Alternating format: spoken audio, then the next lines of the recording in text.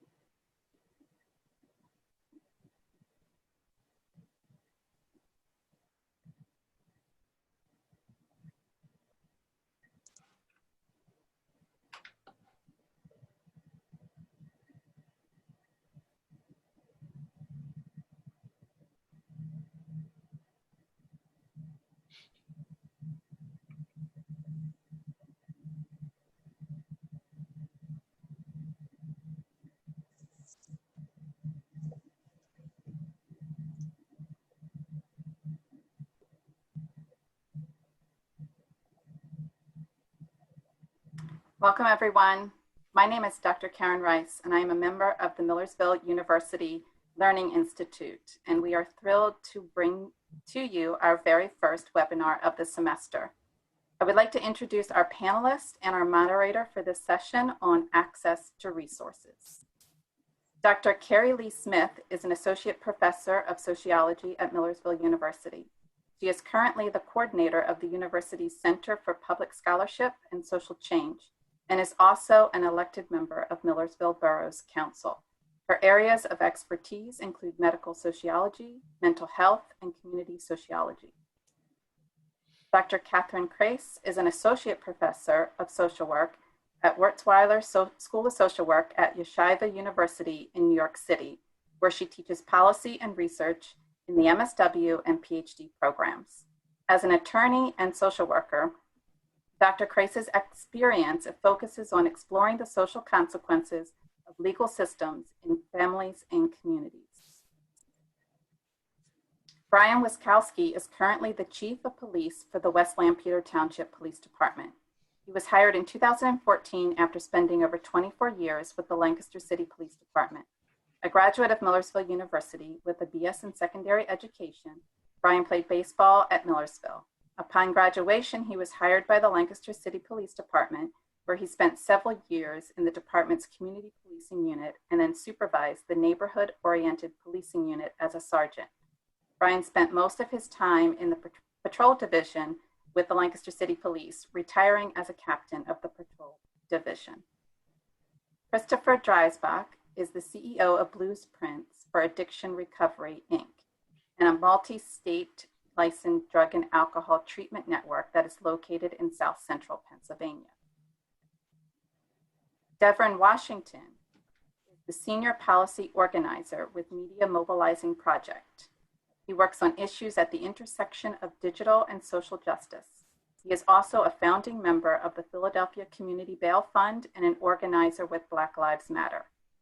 As a Philadelphia organizer, Devren is committed to connecting digital rights with social justice movements in order to create more sustainable movement towards an equitable future. And our moderator, Dr. Heather Gervin, is an associate professor where she teaches in the School of Social Work at Millersville University. She earned her Bachelor of Sciences in Sociology from Dickinson College and a master's degree in social service and doctorate in social work from Bryn Mawr Graduate School of Social Work and Social Research. Dr. Gervin's practice experience centers on children and families, primarily in child protective services and foster care. She has worked in residential programs and public child welfare agencies, provided in-home services, and worked as an outpatient therapist. I now welcome our panelist and our moderator. Thank you, Karen, very much. And thank you to all our community members who are jumping in. That's so exciting to see that number. Thank you most of all to our panelists. I'm thrilled to be here today and be part of this, and really is our local contribution to a national dialogue. And just to set the stage a little bit, it is painfully aware to anyone paying attention that we're living in a time of division, and that we're living in a time where we're hearing a lot of criticisms about systems that have been designed to meet people and their needs as they struggle to face various barriers in their lives. And so today, what we get to do is consult some of our local experts to talk a little bit about some of the primary themes that have come up in that national discourse. One of those primary themes being, we have public resources, how should they be allocated? And what determines access to those resources? And so we'll start today with me lobbing some very insightful, I hope, questions to each of you, trying to watch the time, and giving you all a chance to respond. And then there will be a moment at the end we hope to protect for questions from our community members. So in the interest of hearing more from you than me, let's get started. And I will simply go in the order that you're showing up on my screen in the world of Zoom. So Carrie, first to you, but you'll all be responding to this question, please. Here we go. How are public funds allocated in your perspective? What drives the decision-making, and who makes those decisions? Okay, that's a lot to unpack there. As you all heard earlier, I am currently an elected municipal official with the Milledgeville Borough Council. I just want to say that what I'm about to say does not represent the Borough Council and is my own personal take, and as a sociologist. One of the things I think that when we have this discussion about funding, a lot of us need to understand that a lot of funding comes tied with conditions. And what they can be used for. When I teach mental health, for instance, and students are always going, but there needs to be more funding. My question is always, well, where do you propose that funding come from? Right? One of the things that has happened recently in Lancaster City is an incident where somebody was shot by a police officer fatally. And you saw that call again, right? We want more mental health services. We want more funding. Well, the interesting thing is funding also happens at different levels. And so I think that's another thing to really consider structurally. In Lancaster County, for instance, the county funds behavioral mental health services and crisis intervention, but the individual municipalities pay for the police. So one of the things that's going to need to happen when we talk about funding is we need to work at all these different levels. And that's definitely something to keep in mind from a sociological standpoint. And a lot of funding also comes in different buckets. You know, here's this amount of money, you can only use this for road work. If there is leftover money in the capital fuel taxes pocket, you can't use it for something else, as great as that goal may be. And sometimes people look at government, I think, and they go, why are you guys so cumbersome? That's one way to think about it. I think another way to think about it is to prevent corruption. And to make it very clear, this is what this money is earmarked for as well. So I often think about funding in terms of having to look at the different levels, who's funding what, are these different levels talking to each other, and who's at the table? And who are we approaching? If the county is funding behavioral health services, you got to go talk to the county commissioners, right? Coming to borough actually will be very sympathetic, but we really don't have any money to fund what you're talking about. So for me, from a sociological perspective, for people out in the community, for community members, one of the most important things is to learn who funds what, and to make your case to the people who have the ability to control that funding. Okay, thank you, Carrie, very much. Devren, would you speak to the same question, please? How are public funds allocated and how those decisions get made? Who's in the room where the decisions get made? Right. I mean, I think slightly different from what Carrie just said. In Philadelphia, Philly is both a county and a municipality, which is probably not a great thing when it comes to funding and sources, because we're missing a lot of like that other sources of funding that would come from the surrounding suburbs. But in Philadelphia, you know, just a procedural rundown of how it works is our mayor would propose a budget. And then, you know, the start of budget season is when he unveils that budget, and city council would then go and weigh in on the budget, make changes. City council has the power to appropriate funds, but not to tell individual department or agencies what that money should be used for. So individual line items are kind of out of the purview of our city council, which makes advocacy on how funding gets used very convoluted, because you have to turn around and do two jobs. One, you have to tell your city council person to put the money in the place, and then you have to go back to the mayor and be like, and make that department spend it on this thing. And when it comes to like looking for opportunities to build up those alternative first responder models, like there's also state funding and federal funding that comes into play as well. So like Medicaid, for instance, is an opportunity for certain services to be refunded. And so when it comes to policing, there are some federal grants that are available for policing that are probably not available for use for alternative policing models. And so I think the biggest thing is really understanding what is the driving narratives that drive those decisions. And so one of those is actually what plays out in the media during that time. And in Philadelphia, where we are being ravaged by gun violence, the prevailing narrative is crime and gun violence, but it doesn't actually talk about the root causes of crime and gun violence. It talks about the criminals that need to be arrested, or the criminals that need to be dealt with by the police. And when you're always talking about the what is happening, you're not actually talking about the why. And the why is because we're the poorest large city in the country. Devren, thank you. And it's interesting to hear some overlap already, acknowledging the complexity of the funding levels, though adding some unique features of Philadelphia is a good reminder of how really idiosyncratic it can be sometimes. Thank you.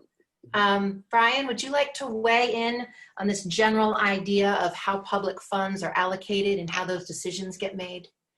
Yeah, and I think both Devren and Carrie pointed out the, as you said, Heather, the diversity there just within that, with Philadelphia in and of itself being a city county, and then the way things actually work in the rest of the state, because a lot of those mental health money is doled out to the counties by statute. And again, Philly is different because it's a county city situation there. So we are currently in the budget process right now for my township. We were going through that process, and Devren pointed out how it works in a city and in townships. It's a little different. We go through our budget process. We don't do a zero-based budget. We just kind of go on what our last year's budget, our current year's budget is, and we go from there. But it is, it's very oriented toward line items. And each year I go through how much am I expected to spend this year on this line item, this year, and we go down that whole process. Because we're a township, we have a board of supervisors that approves that budget. We go through several meetings, open public meetings, and then the third and final meeting in December, the budget is approved, and we move forward, and then we have our allotment to spend within those line items.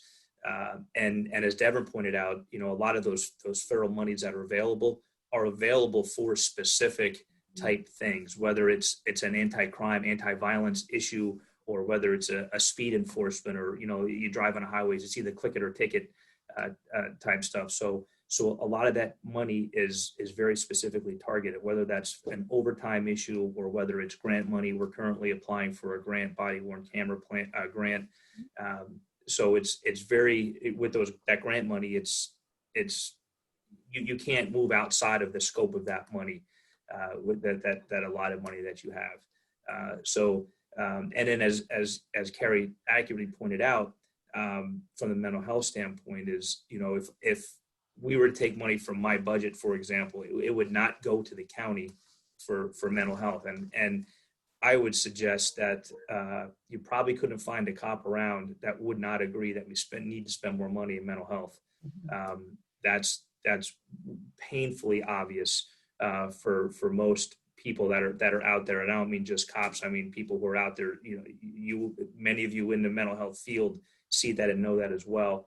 I think we would love to see more money as a whole being spent in mental health, and figure out how we can get ahead of where we are right now, as opposed to continually chasing our tail. And as Devren pointed out, get to the root of things as opposed to how they surface at the end, but actually trying to get to the root of it to prevent it instead of being reactive, being proactive with it. Good. Thank you, Brian. Thank you for explaining again some of the differences area to area and some of the complexities involved. Kathryn, what can you add for us around this question of how public funds are allocated and how those decisions get made? Well, I really appreciate what Devren and Brian and Carrie have offered, because it really helps give us an overview of the complexity of the process. And coming from my perspective as an instructor, that's where we lose students because it's overwhelming, right? And if our students can't get it, then how are our citizens, public citizens, going to get engaged in the process? And I think it's important to remind everybody out there that the complexity is built over time to meet a need, right? And there are opportunities to make it less complex. So I think that's a first thing that I want to throw out there.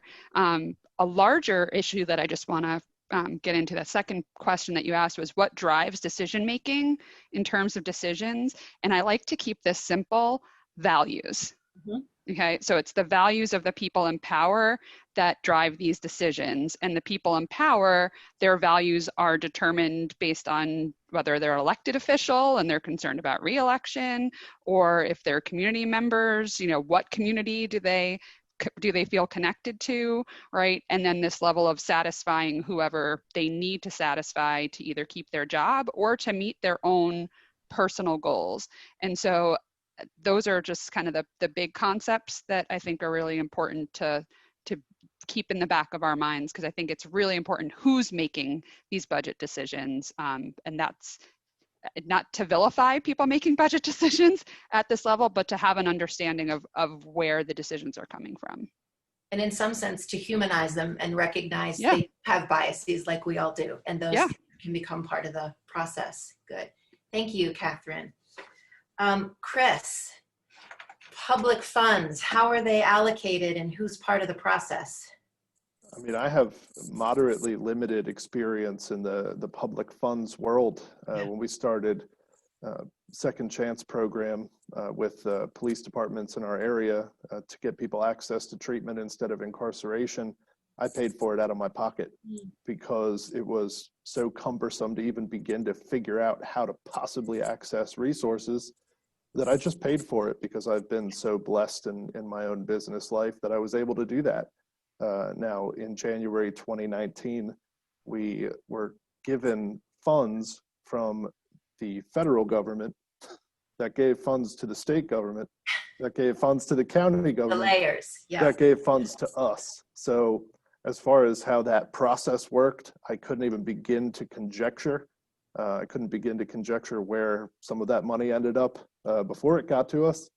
But, we've been able to use that to create 8 jobs for 8 responders and have them go out on scene with police in a lot of different situations and get people access to drug and alcohol and mental health treatment at their exact moment of crisis. So as much as I like to get political and decry public things, I'm just going to be non-political and say that I'm thankful that we had that access to create the additional responders, as no matter how complicated it was, and navigating all of the line items and being able to allocate the money exactly where they say you're supposed to allocate it is extremely difficult.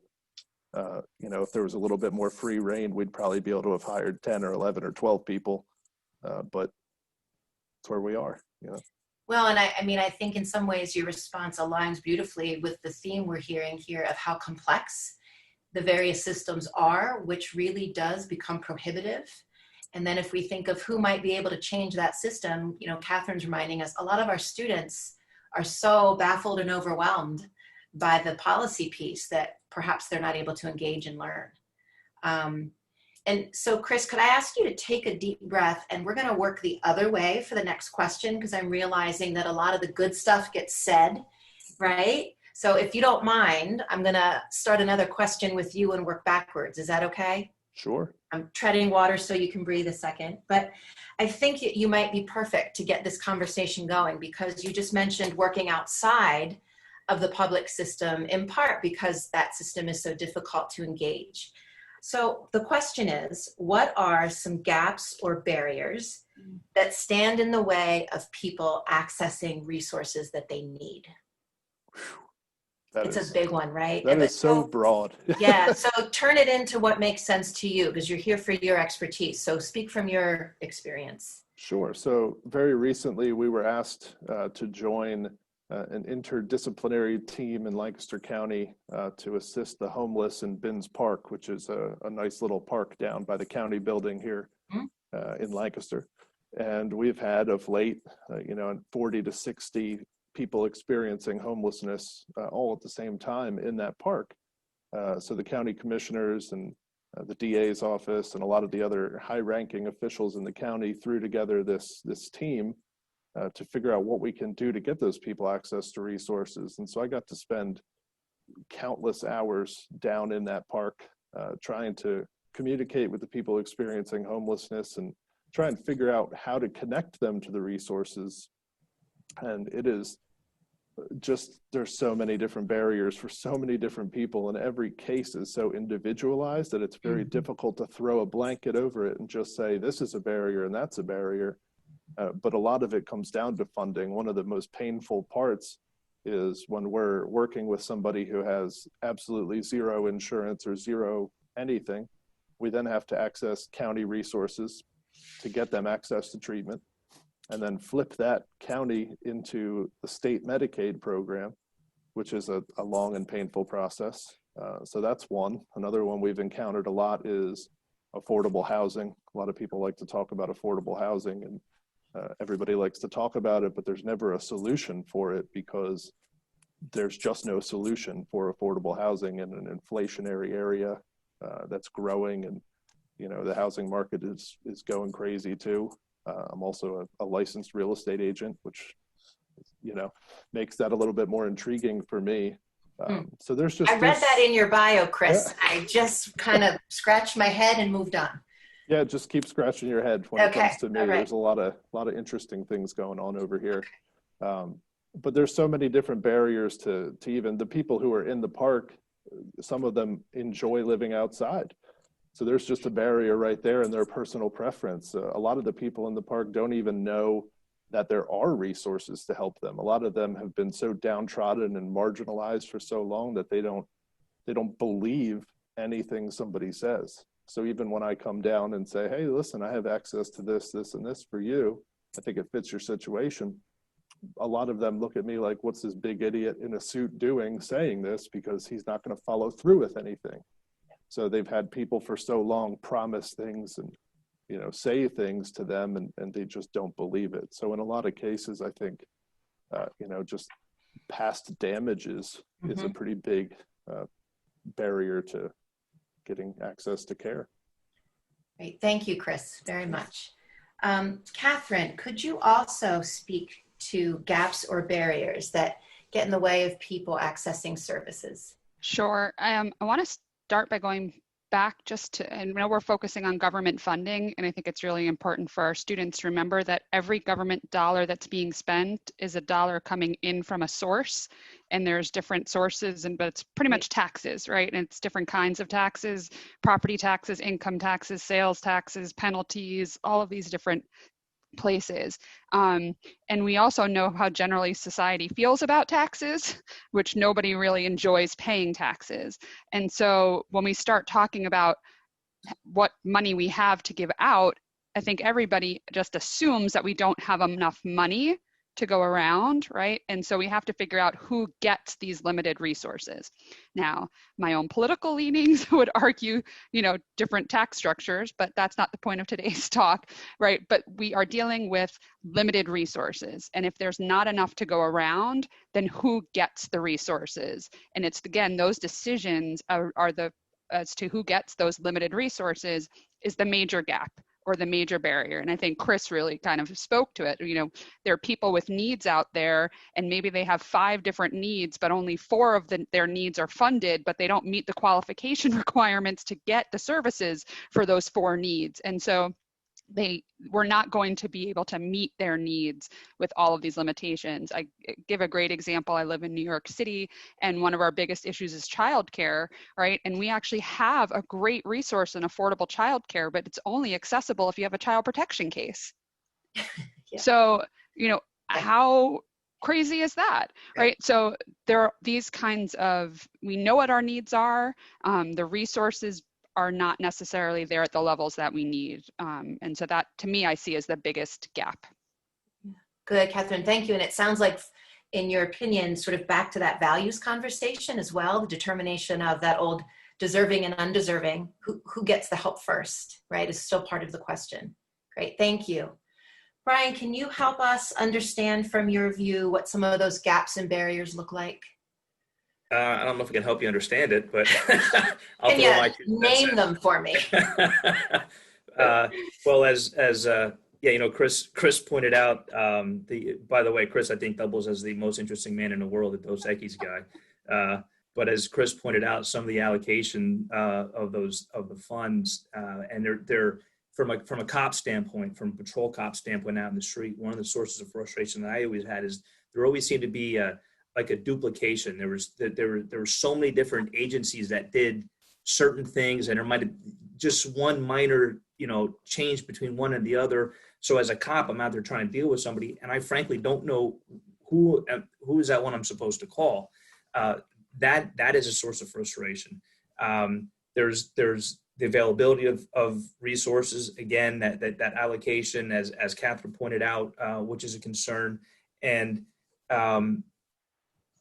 frankly, when we're dealing with things, and Chris was talking about dealing with homeless people in the city, and a lot of times that we're dealing with people out in the street, they're in an episode, in some sort of episode, whatever that is. And the system is difficult enough to navigate when you're coherent and you understand the system, as we're all trying to talk about right now, right?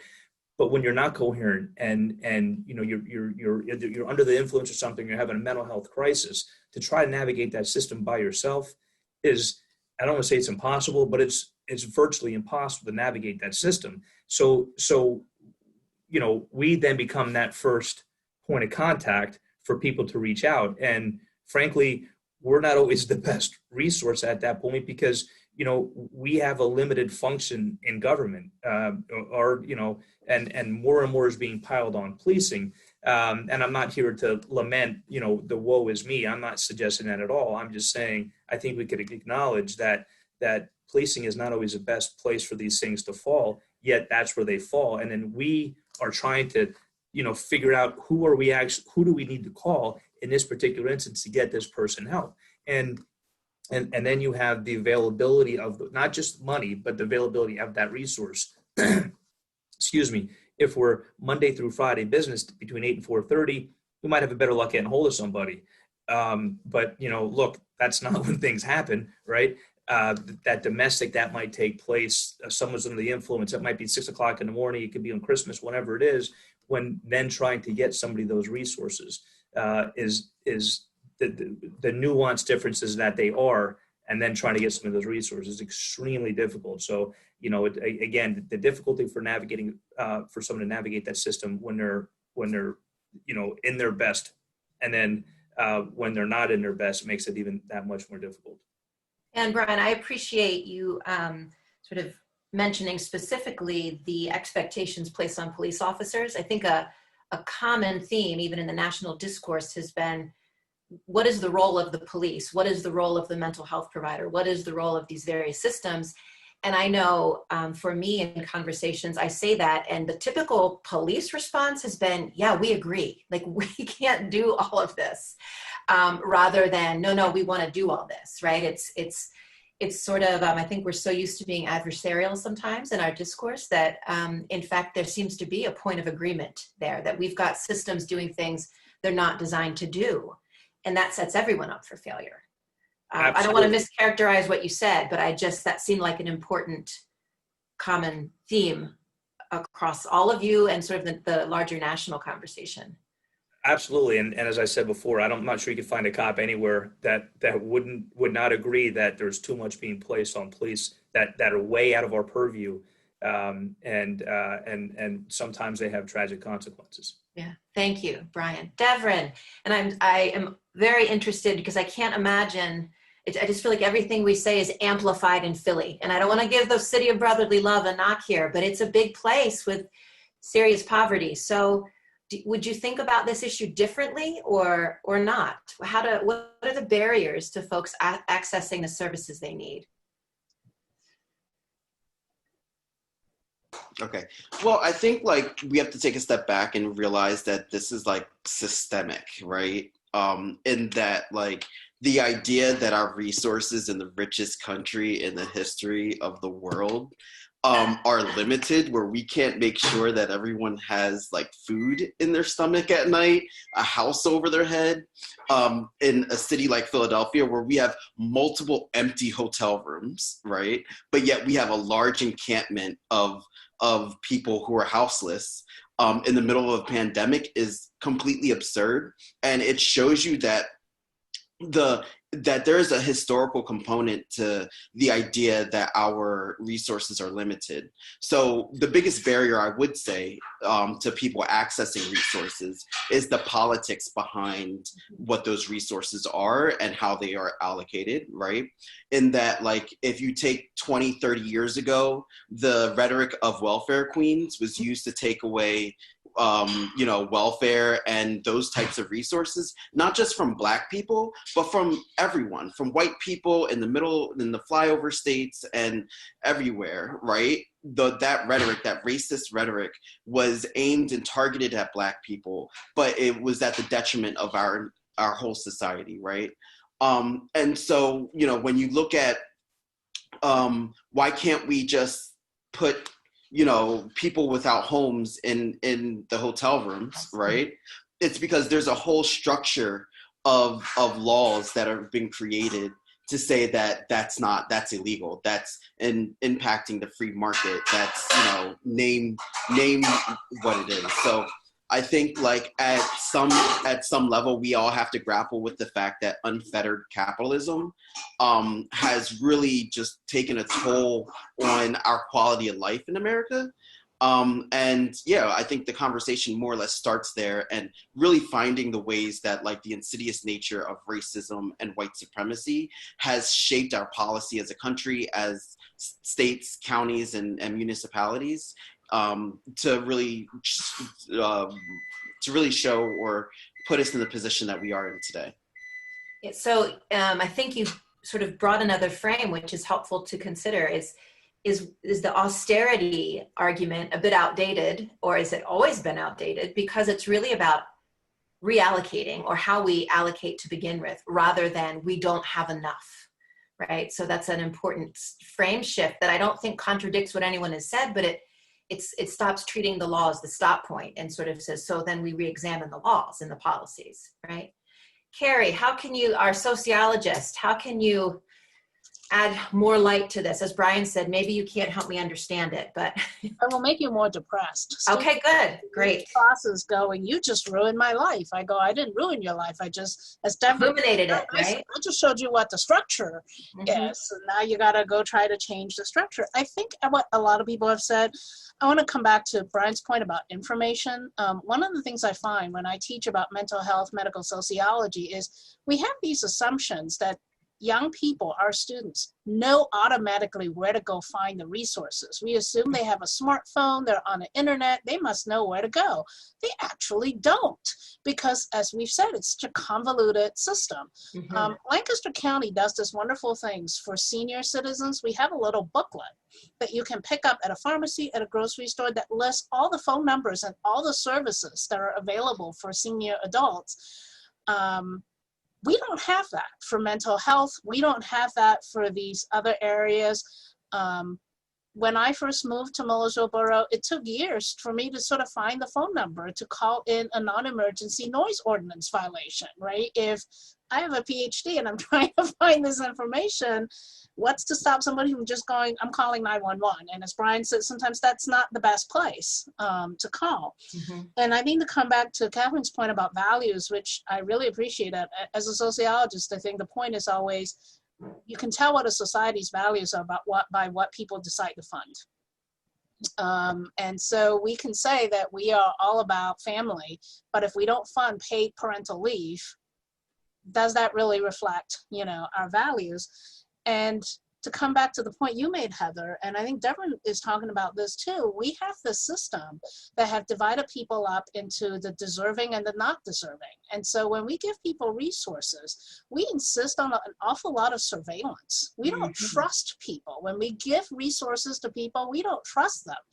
And so when I talk to a lot of students, sometimes they will actually decline to activate a resource. I don't want somebody looking over my shoulder and determining how I'm using that. I see Chris nodding his head too, but that surveillance is a really important piece of the structure. I don't think I'm breaking any confidences because they've been very public about this. I have a friend from graduate school whose husband has ALS, has Lou Gehrig's, and she has shared some of those forms for medical assistance.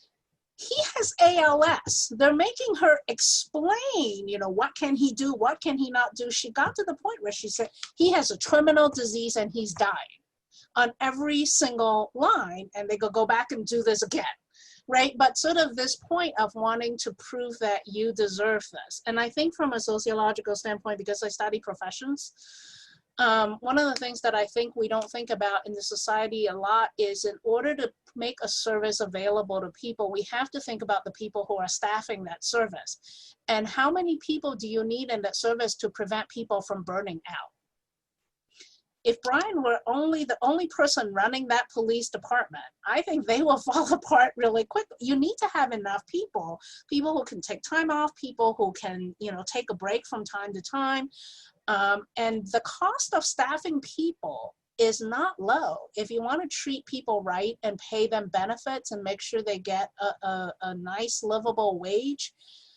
And a lot of times when I teach students about funding and policy, I find that a lot of people have this kind of numerical illiteracy where they don't understand how much money it actually takes to fund something properly. So when I teach about the AIDS epidemic and we look at the history, they go, but they got $1 million NIH grant. I said, that will buy you squat, right? When you're trying to track down the virus, that will get you nothing. And people don't understand that. So I think we have to also expand this dialogue to talk about how much it costs to staff a resource where we have enough people who won't burn out. To treat people right. So, when we have somebody doing mental health work, we're not paying them $10 an hour and no benefits. Lancaster County is not alone. We have a severe shortage of licensed mental health care providers. And a lot of the reason is because people are not being paid well, and people are not going to stay in a field where they are burned out and they are tired. They're trying to do something good for people, but they can't feed their own families. And I think that's something to think about from a sociological standpoint. I'm also hearing a lot of, what are my taxes going for? Does it benefit me?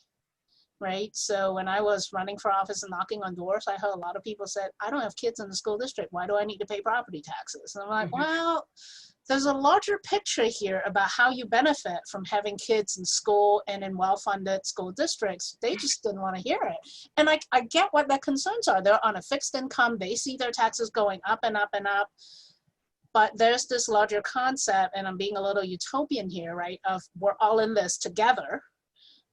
That's why you pull your taxes together. But that's a tougher and tougher argument. Yeah, thank you, Carrie. And I want to springboard. You said, we're all in this together. And Devren, I'm going to start with you, but talk for a moment so you can breathe. I don't like to surprise people. It feels a bit unfair. But what I would like to do, and I'm keeping an eye on our time because I know there are going to be people who want to ask questions from our community. But in the next 5 minutes or so, I would like everyone to share either your own or ones you're aware of, promising collaborative solutions. And if you can sort of hold it in your head to add this, the values that have led to that. In other words, we're talking so much about what we should value, the values that shape policymaking. So are you aware of innovations that are collaborative, and did values play a part in that? So Devren, could you share any with us? Yeah, so I think in talking about resources, I think in Philadelphia, at least, the big conversation is around community-led violence prevention as it being a way to reduce our reliance on police. And so there are a number of organizations that I just completely love that do that work. You know, from the Eco Foundation to Yeah Philly, organizations that really understand that if we want to reduce crime among the target population, the at-risk population, that not only do you have to put them in programs, but you know, you might also have to pay them pay those participants to be in those programs, right? And so I think in understanding the existence of those, I think that there's real opportunities within the city of Philadelphia where they do have an effort to create sustainable funding for programs like that. And, you know, I think my work right now is trying to figure out how to get them to land a plane, how to get them to, actually land a plane. And it does, for the budget that we have, like we have to take money out of the police department. It's 15% of our budget. So like it has to come from them because it's the largest in the city. So yeah. Okay, good. Devren, thank you. Chris, can I put you in the hot seat next? Because I know that has been where most of your energy has gone, at least my awareness of your biography is that you've been working on an innovative model. Could you talk a little bit about that innovation and collaboration?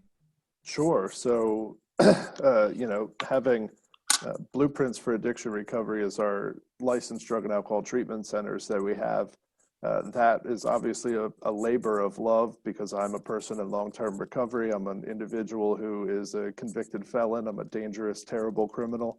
And one of my friends, the hair is very intimidating. Thank you. You know, one of my close friends is a chief of police who's also on this panel. And, you know, it's an initiative that's real close to my heart as a person who's been arrested numerous times for having a mental and physical health problem, which is what addiction is. And, you know, we have systemically and historically treated it like a crime for the entirety of our history, dating back to, you know, the 20s, the 30s, and even before that.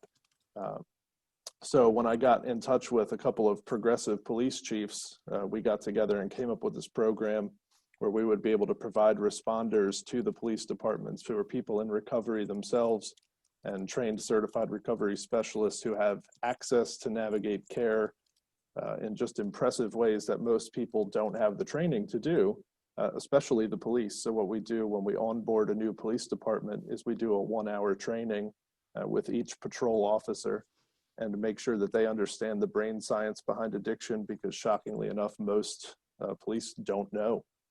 And most people in general don't know the brain science behind addiction because it's just not that loudly spoken about. We also talk about a continuum of care and how to get an individual from suffering and hopeless to living a life of purpose, and give the police the idea that addiction treatment isn't a quick, short thing. It does take a lot of time and it's very thoughtful, and you know, it takes a while to retrain a brain and get a person back to where they need to be. And then we just talk a little bit about my personal experience and the hatred that I used to feel towards police in general, coming from the side of a person who was addicted and having been shoved in a cage several times completely unnecessarily. You know, generally that's what you learn when you're in jail, is how to dislike the police. And I'm sure a lot of other people now can definitely understand that a little bit more, but you know, it was a completely unfounded thing, because for the most part, what I've discovered now working with 21 different police departments is that almost every single officer became a police officer to help their community. I mean, I'm sure it wasn't for the great pay and the huge benefits. It was mostly because they wanted to help their community. And we've been able to provide them a resource to help them help their communities better. And it's just so close to my heart, being able to help people avoid going to prison for having a health problem. It's just been fantastic. And that is why I throw so much of my time and energy into it, because if people can avoid the 700 days I had to spend in jail, the impact on families, the impact on their own mental health, the impact on everything is so far reaching, just from a simple concept that addiction is not a crime. I'm just over the moon excited to be able to be a part of changing some people's lives. And really, you've implicated so many systems there, right? Lifelong, meaning so many systems, even in from youth through aging, mental health, physical health, criminal justice. And I think, Brian, that Chris called you a friend. So I feel like I should give you a chance to say so. Is there anything you would add regarding that collaboration that could be perhaps, help us continue to think along these lines of connecting these systems? Well, I mean, for me, and Chris pointed out some really important aspects there, and just kind of bringing back what Devren said earlier in one of the early conversations, you looking at the causes of crime, as cops, and Chris, thanks for pointing that out. I don't think I'm any different than most other cops. We really got in this job because we want to help people. We want to help solve problems, and community policing really encompasses two components. It's community partnerships and problem solving. Everything else that, bike patrol, mounted, that's community relations, community policing, partnerships, and problem solving. And, I did drug work as a street cop, and, you're arresting the same person and, in and out of jail, right? 90% of the time you're spending with 10% of the population. And, we realize that we have to get out of that vicious cycle. And it was important then for us, for me, as a cop, and me with that training is that community policing, trying to get to the core root of the problem, is getting people off those drugs, because most of our crime, just like whether it's Lancaster City, Pennsylvania, or Lancaster, California, most of the crime's driven by drugs, whether it's robberies, assaults, thefts, whatever it is. So, in steps Chris with his idea, and instead of us coming across somebody and, we charge them, we put them in the system, and then, X happens to them, they come back out and are back in that same environment, back with those same people, committing those same crimes, and here we are dealing with them again. We reach out to Chris 24 hours a day, 7 days a week. And if I could just stop here and saying, one of my other concerns that I was complaining about before was we didn't know who to call before. There was nobody available at certain times. Well, the great thing with Second Chance is 365 days a year, 24 hours a day, we call them and they come out and they meet us either at the location or they'll meet us at our police station. And we turn them over because, again, we're not the experts in that field, right? People who are going through that issue, a drug issue, they're not going to be able to relate to the police. And many times the cops aren't going to be able to relate to them, but they can actually sit there with a certified recovery specialist and relate to that person. That person can help them navigate the system, again, much better than we're able to, much better than they are able to themselves. And they get the help they need. Again, it's, it serves everyone's purpose. It hopefully gets them out of the system. It alleviates the issue for us. We're able then to kind of, step back and turn them over to the professionals and let them get the help that they need. So it's really, it's about as much of a no-brainer, in my opinion, as there ever has been from a policing standpoint to for us to work with someone like Second Chance and be able to have them. And I can't speak that it's going to work for every community across this country, but I can say it works for us. And it's a pretty easy slam dunk for us. Thank you, Brian.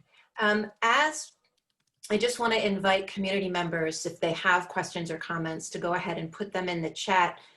Kathryn or Carrie, is there anything you would like to add to this idea of collaboration across systems? Carrie, do you mind if I just step in real quick? Because I really want to commend Chris and Brian on their collaboration. I think it sounds like an awesome program, but I also want to bring up Devren's points and kind of bring them together. And I think the size of systems really impacts the ability to get this work done, which is number one.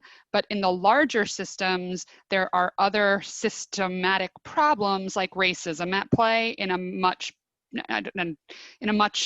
more powerful way, right? So I'm speaking from the experience in New York City, Devren speaking from the experience in Philly, and there are lots of people within the system who want to see the change that Brian and Chris are able to do, but it's the larger systemic problems racism, classism, sexism, all different levels, but racism being the number one that makes it really hard to get those collaborations. And so when you have communities of color that are disproportionately impacted by problematic policing, to come up with a solution that involves collaborative policing is a real challenge. So I just want to throw that out there because I'm really impressed with what I'm hearing is happening where you guys, and I wish it was so easy to implement it where I am, but these other realities are definitely in play.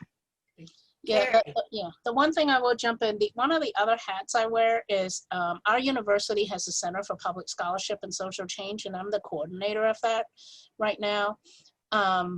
A lot of how funding gets decided these days is this term we like to throw about called evidence-based practices, right? Do you have evidence to support?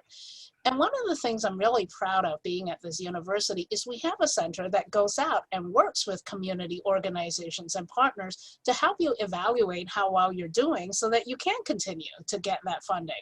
And I think for many different municipalities, cities, and towns, your local state public universities hopefully has a center that will work with you to do that. Part of our mission here is also to train students. So I actually have not a big budget, but a small budget where I can train some students to learn to do this work and to go out and be change agents and meet with community members. So one of the things I've been doing for the last 4 years, 4, Lancaster County has a family services advocate program where there's a caseworker who actually puts children whose parents are incarcerated in touch with services they need. That's a county funded program. We need to show that it's working. I do that evaluation every year. And it's not too expensive. We ask for a stipend, we ask for some kind of help, but that's another collaboration to look at is your universities, your students. It's been very fruitful for us. We go out and work with different communities. And that's been a wonderful experience because I also get to learn how systems work and I get to brainstorm with people about, okay, what about the system is working? What about the system is not working? How do we make this case that we need more resources here, for instance? The last program we did, evaluation we did for the Family Services Advocate, 253 referrals she was not able to even respond to. She's one person for the entire county. We emphasize that in that program evaluation. Look how well it's working for the people she's able to get to, but this is who we're not able to get to. And I think from that kind of very quantitative empirical perspective, sometimes that is a fruitful collaboration to sort of look at what works and what isn't working. Yeah, great. Thank you, Carrie, very much. And I appreciate the sort of reference to local services. We've got some questions coming in and they're definitely from locals, and our panel's a little stacked with the social work influence, which I personally love. So I'm going to direct this to Brian if I could, because someone asked after hearing your comment about the complexity of the community and the systems and sort of not being always aware where to refer folks to, right? And that Chris's program is one response to that. But the other from a social worker is, do you feel like you have a good working relationship with social workers who are trained to facilitate and work cross-system? Or is there more we should be doing or you should be doing to sort of make that connection happen? That's a really good question. It's a really good point too, because certainly personal contacts always help, right? Because it's always easier to pick up that phone and you're not making a cold call per se. You're kind of reaching out to a point of contact and say, can you help out? And I've been very fortunate that I've had those throughout my career. And again, most cops are probably in that same position where you have those go-to people that you pick the phone up and make that phone call to, right? So it's not that as much as who do you call at 3 o'clock in the morning on a Friday when there's an issue. That's probably the bigger issue that we have. And then who is that call made to? I mean, I'm not going to sit here and tell stories, but there are times when I make a phone call and someone's like, well, that's actually not, we can't help you out with that. You need to call somebody else. Well, who do I call? And then they give me another, and then I call that and they're like, well, we can't help you out. And and I'm dealing with situations on the street, and I'm trying to get an answer as a cop. How is a parent supposed to get that help for their kid? Yeah. That's actually, in my opinion, the bigger issue. I know we do have the the 211 system in Lancaster County where you can call and get that help. And in a perfect world, the system works. But again, as we pointed out, there's so many nuanced issues with each of these agencies that it doesn't always fit into one category. And a lot of times we get booted back out, and then we're trying to go back to square one. I hope that answered that. No, I think it did, and it's interesting. And another student posted a sort of more specific version of this, which was she had a personal experience where she called in and asked for assistance, and she called the police directly and wanted help because someone was having a mental health crisis. And she asked to speak to someone at the police station with a mental health background, and found the experience very frustrating. And it may be this issue we're talking about, like, what is the role of the police? But just for clarity, is there a mental health person at the police station typically that can field that kind of referral or question? And again, this is going to vary by municipality, right? In Lancaster City, they have a mental health worker. They're in the process of hiring their second. That's Lancaster City. The call load that they have there is significantly greater than most of the communities have outside of Lancaster County. So the short answer is no, we don't. And frankly, the city isn't always going to have someone. Again, Carrie pointed out, they might have two. Doesn't mean they're going to be available 24 hours a day, 7 days a week, right? People have to have off every now and then. And again, I don't want to do the woe is me, but police need to have a mental health background. We need to have a fire background because you need to put out fires. You need to have a first aid background, right? You can CPR, first aid, et cetera, et cetera, et cetera. It goes on and on and on and on. The counseling background. So in a perfect world, yes, and look, we do get training in that, but it's so, it doesn't even scratch the surface. Again, I'm preaching to the choir because most of you have social work background and you know what that entails. It's just not going to work. That the amount of training that we get, the crisis intervention team training and stuff like that, it's it can scratch the surface, but that frankly is about it. Not nearly enough that is needed to address many of these situations. Good. So although we're at CIT, although we do have that CIT training, right, it won't be enough. Right. We have time for one. I don't know about you. I could do this for hours. You guys might have other things to attend to today, but I want to throw out one more question because it's sort of a different kind and it really speaks to the funding and resource issue directly. Someone in our audience asked, what are your thoughts on crowdfunding to fill in some of those local gaps? Is it a good idea? And what are the possible consequences? And I want to add, I have so many students who are saying, how do I get involved? What can I do? And it seems like, well, you need resources? We'll get you resources. A GoFundMe page. So does anyone want to speak to whether that is a helpful strategy? I will tell you that from a sociological perspective, it always gets iffy because with crowdfunding, you kind of get into the selling your sob story, right? So who can sell their sob story the best gets that funding. And there are people who won't want to put their problems publicly, I think.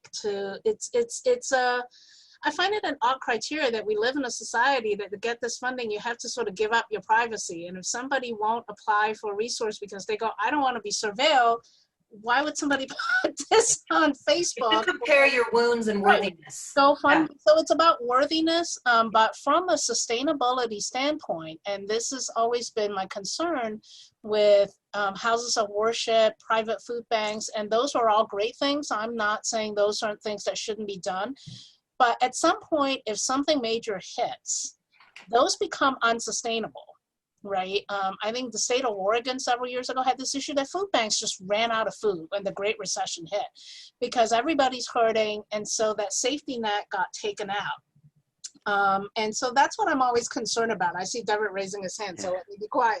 Yeah. Oh, sorry, not to cut you off. I just wanted to say that crowdfunding just to crowdfund for crowdfunding's sake is not the way to go.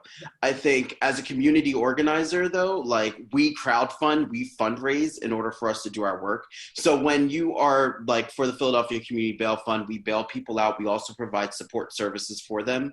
Like we pay rent, we pay phone, we buy food, you know, all of these things. So when you're putting your money into organizations that are not only providing support, but they're also contending for power and contending for structural change, that's like the avenue that you'd want to go forward, and not just like crowdfunding to support a program that doesn't have a political bend to it. Thank you, Devren. Kathryn, I thought I saw vigorous nodding. I don't want to put you, but I know you're a policy person. So how would you respond to that? Right. I mean, crowdsourcing is going to be even a more direct expression of your values. You know, there's so many, so many dangers there. And one of them, I can't remember, it was a recent show I was watching where all this, it was a sitcom, but all this money was raised for like a cat, right? And it's a reality, right? For this like hurt cat. But what about the people? And, and that's, people are quick to think we can solve problems with small dollar amounts going to a small amount of people. And these problems are not small dollar amount, and they're not small amounts of people.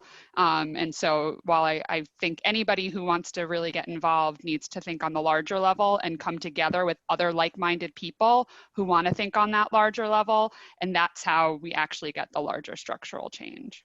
Right, so it might even— You're not a sociologist, Kathryn, because that sounds exactly like how a sociologist— My dad is. Does that There count? you go. Yes. Go. I just wanted to say, address that really quick. I agree operationally. I don't think that would work, but props to the person who said that, because I think the issue, the bigger issue is we need that, I hate this phrase, but thinking outside the box. So I don't think it would work operationally, but I certainly think ideas like that are always worth throwing out there, seeing what sticks and moving forward. Innovation, the willingness yeah, absolutely. to try something else. Look, none of us have, nobody anywhere has the whole, can wrap everything up and can understand everything and has all the answers. So the more people that have input, the better. So I just want to throw that out. Props to that person for throwing that out there. Yeah, it's always good. Thank you. I think Karen or Shayna or someone will call time on me here. I feel like I'm speaking to Oz behind the smoke and curtain somewhere, but we are at 1 o'clock. So before, I don't know what happens at 1 o'clock, if the computer blows up for everyone or a virus is unleashed. I don't think so. But I just want to thank everyone, because the way it typically goes is we ask people who are doing this work to leave their important work to come tell us about their work. And I know that is difficult. It's asking the busiest people to take a break. But I think that what we did today was manage to address the national conversation with civility and passion and integrity and transparency. And that seems like a start. And I just very much appreciate you taking the time to work with us on this topic. We are part of course, the Learning Institute, which Dr. Rice, who introduced us all, was our director at the Learning Institute. And we have lots of events like these. We're online. You can find us, and we're easy to track down and join, because we really do value the opportunity to bring us all together for these conversations. Any closing thoughts from anyone at 103? No, I will just— you want to plug? Carrie, go.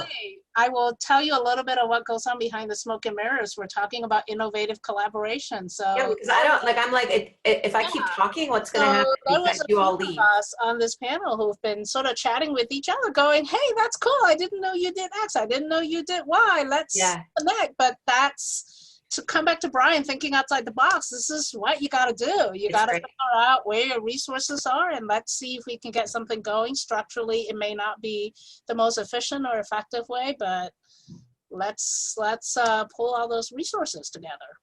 Excellent. I think that's a great point, Carrie. I know I've been privately chatting, trying to figure out how to sort of leverage these conversations, and I've already taken all of your information down. So don't forget your humble moderator from today. So Heather, if I could just throw something out as well.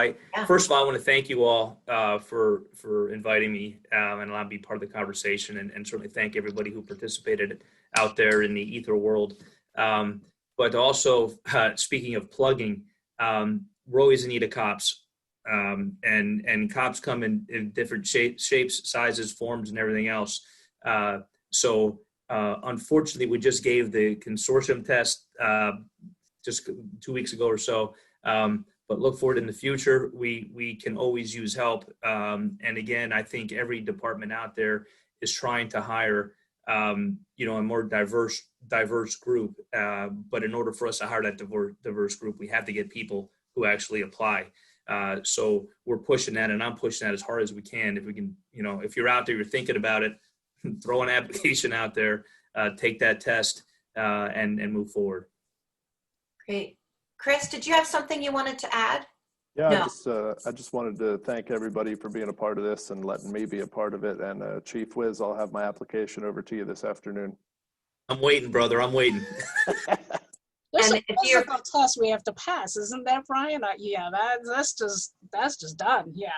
And since one of our primary points really is networking and getting better at that collaborative piece, I want to make sure everyone checks out that in the chat panel that we will sort of be happy. The Learning Institute, Kathryn Krase, and me, Heather Gervin, we are happy to sort of facilitate continued exchange of ideas. So if you didn't get someone's contact information, I know students are saying, what can I do? How can I help?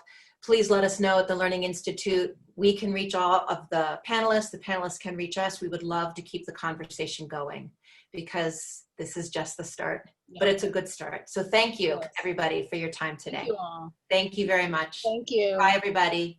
Bye. Thank you. Thanks for having